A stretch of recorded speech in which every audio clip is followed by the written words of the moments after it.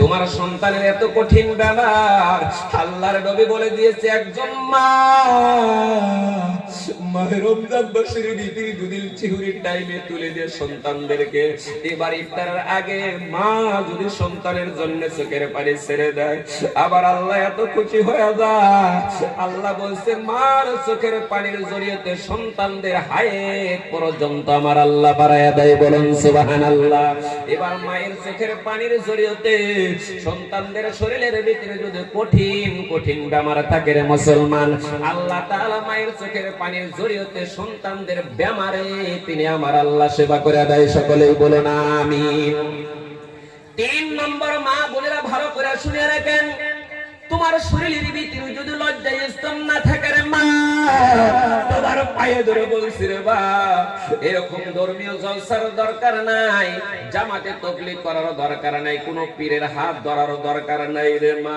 আল্লাহর নবী বলে দিয়েছে একজন দাউদ এই কাশিয়াবাড়ি অঞ্চলের ভিতরে মা বোনদের ভিতরে যদি আল্লাহ গঠন করে থাকে রে মা, তোমার জড়িয়েতে হাজার হাজার পুরুষেরা জাহান্নামের ফয়সালা হয়ে যাবে রে মা।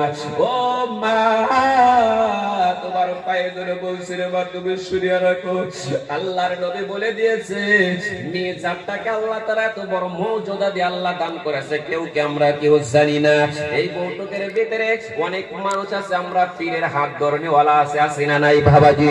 আমরা বলি মারিফত মারিফত মারিফত কাকে বলা হয়? আপনাদের পায়ে ধরে বলছি রে বাবা, তোমাদের পায়ে ধরে বলছি মারিফত কোথায় দিন আরম্ভ হলো এখন পর্যন্ত কে জানি। আমি কোন পীরের দিকে লক্ষ্য করব না, কোন ইতিহাসের দিকে লক্ষ্য করব না, লক্ষ্য করব আমার বিবির দিকে। বলুন সুবহানাল্লাহ। আল্লাহ তাআলা মারিফত সর্বপ্রথম এই বিবি বিবি কাকে বলা হয়?